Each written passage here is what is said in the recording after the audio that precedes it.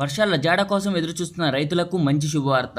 నేను మీ దివిసం ఎదురమైన లంకేష్ని మారుతున్నాను. మనం చెప్పిన విధంగానే మనకు జూలై 6వ తేదీన ఒక బంగాళాఖాతంలో ఒక అల్పపీడనం అనేది ఏర్పడుతుందని చెప్పడం జరిగింది.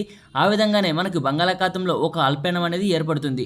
ఆ అల్పపీడనం ప్రభావం వల్ల మనకి ఎక్కడెక్కడ వర్షాలు నమోదవుతాయి, ఆ అల్పపీడనం అనేది ఎక్కడ తీరం దాటుతుంది అన్న దాని గురించి ఈ వీడియోలో వివరంగా అందిస్తాను. ముందుగా ఈ వీడియోని ఎక్కడ స్కిప్ చేయకుండా చివరి వరకు చూస్తారని, అలాగే ఈ వీడియో కనుక నచ్చినట్లయితే లైక్, షేర్, కామెంట్ తప్పనిసరి. కొత్త వాళ్ళైతే మన ఛానల్ని సబ్స్క్రైబ్ చేయండి. అలాగే పక్కనే ఉన్నటువంటి బెల్ సింబల్ని క్లిక్ చేయండి. పై మ్యాప్ చిత్రం ప్రకారం మనకి బంగాళాఖాతంలో ఒక అల్పపీడనం అనేది ఏర్పడుతుంది. ఆ అల్పపీడనం అనేది జూలై 6వ తేదీన ఏర్పడుతుంది. అది మనకి కోస్తా సముద్ర తీరం వెంబడి ప్రయాణించి అది భువనేశ్వర్, కలకత్తా మధ్య తీరాన్ని దాటే అవకాశం అయితే కనిపిస్తుంది. తీరాన్ని దాటి అది ఛత్తీస్గఢ్ వైపుగా ప్రయాణించే అవకాశం అయితే కనిపిస్తుంది. దాని ప్రభావంతో మనకి వర్షాలు అనేవి పెరిగే అవకాశాలు అయితే కనిపిస్తున్నాయి. ఈ వర్షాలు అనేవి మధ్యాంధ్ర, ఉత్తరాంధ్ర, తెలంగాణ, రాయలసీమ జిల్లాలో వర్షాలు అనేవి నమోదే అవకాశాలు అయితే కనిపిస్తున్నాయి. ఎక్కడెక్కడ వర్షాలు నమోదవుతాయో ఒకసారి వివరంగా చూద్దాం. జూలై 5వ తారీఖు నుంచి మనకి వాతావరణంలో మార్పు అనేది కనిపిస్తుంది.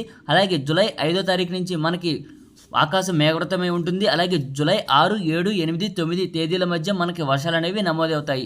ఈ వర్షాలు మధ్యాంధ్ర జిల్లా నుండి కృష్ణా, గుంటూరు, బాపట్ల, అలాగే ప్రకాశం, ఏలూరు, పల్నాడు, పశ్చిమ గోదావరి, కోనసీమ, అలాగే జంగారెడ్డిగూడెం, వివిధ పరిసర ప్రాంతాల్లో తేలికపాటి నుంచి మోస్తరు వర్షాలు, మరికొన్ని చోట్ల భారీ వర్షాలు అనేవి ఉరుములు మెరుపులతో నమోదే అవకాశాలు అయితే మధ్యాంధ్ర జిల్లాలో నమోదే అవకాశాలు అయితే కనిపిస్తున్నాయి ఈ అల్పపీడన ప్రభావం వల్ల.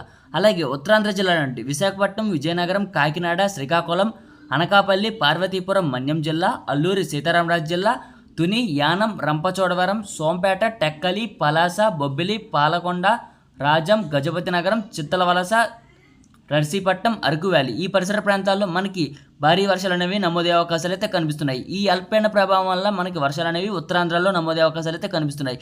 మొన్నటిలాగానే మనకి వర్షాలు అనేవి ఉత్తరాంధ్రలో ఉంటాయి. మధ్యాంధ్రలో తేలికపాటి వర్షాలు అనేవి నమోదే అవకాశాలు అయితే కనిపిస్తున్నాయి. మనకి ఈ అల్పపీడన ప్రభావం అలాగే నైరుతి ఋతుపవనాలు ప్రవేశించడం వల్ల మనకి వర్షాలు అనేవి అక్కడక్కడ మాత్రమే మోస్తరు నుంచి భారీ వర్షాలు అనేవి ఈ రెండింటి ప్రభావం వల్ల మనకి వర్షాలు జోరు అనేది పెరుగుతుంది.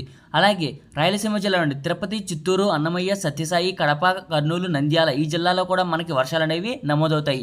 మొన్నటి అల్పపీడన ప్రభావం వల్ల మనకి రాయలసీమ జిల్లాల్లో ఆకాశం ఎగరతమై సాయంకాలం సమయంలో జల్లుల వర్షాలు అనేవి నమోదయ్యాయి. అలా కాకుండా ఈ అల్పపీడన ప్రభావం వల్ల రాయలసీమ జిల్లాలో మనకి వర్షాలు అనేవి నమోదవుతాయి. ఎందుకంటే నైరుతి ఋతుపవనాలు అలాగే అల్పపీడన ప్రభావం వల్ల మనకి వర్షాలు అనేవి రాయలసీమ జిల్లాలో రేపు జూలై 6 నుంచి 9 మధ్య వర్షాలు అనేవి నమోదవుతాయి.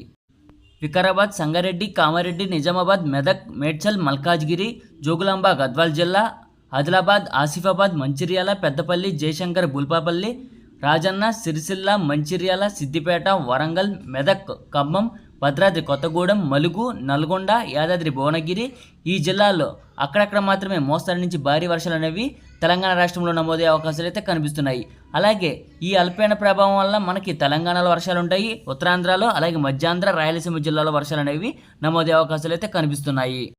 ప్రస్తుతం ఈ అల్పపీడనం అనేది కలకత్తా, భువనేశ్వర్ మధ్య తీరాన్ని దాటుతుంది కాబట్టి మనకి ఈ జిల్లాలో వర్షాలు అనేవి నమోదవుతాయి. లేదు ఈ అల్పపీడనం దిశ మార్చుకుని వేరే రాష్ట్రం గుండా ప్రయాణిస్తే కనుక మనకి తక్కువగా వర్షాలు అనేవి నమోదవుతాయి. చూద్దాం రానున్న రోజుల్లో వాతావరణం మారి ఈ అల్పపీడనం కనుక వేరే రాష్ట్రం వైపు కొనసాగితే మనకి వర్షాలు అనేవి తక్కువగా నమోదవుతాయి. లేదు భువనేశ్వర్, కలకత్తా మధ్య తీరాన్ని దాటితే మనకి ఈ జిల్లాలో వర్షాలు అనేవి తప్పకుండా నమోదయ్యే అవకాశాలు అయితే పూర్తిగా కనిపిస్తున్నాయి. ఎప్పటికప్పుడు వాతావరణ సమాచారాన్ని యూట్యూబ్ వీడియో అనేది తప్పకుండా అందజేస్తాను. వాతావరణంలో ఎటువంటి మార్పు వచ్చినా ముందుగా సమాచారాన్ని రైతులకు, ప్రజలకు అందించడం జరుగుతుంది. అలాగే మనకి ఎప్పటికప్పుడు వాతావరణ సమాచారాన్ని యూట్యూబ్ కమ్యూనిటీలో అందిస్తున్నాను, తప్పక చూడండి. అలాగే ఈ వీడియో కనుక నచ్చినట్లయితే లైక్, షేర్, కామెంట్ తప్పనిసరి. కొత్త వాళ్ళైతే మన ఛానల్ని సబ్స్క్రైబ్ చేయండి. Thanks for watching this video.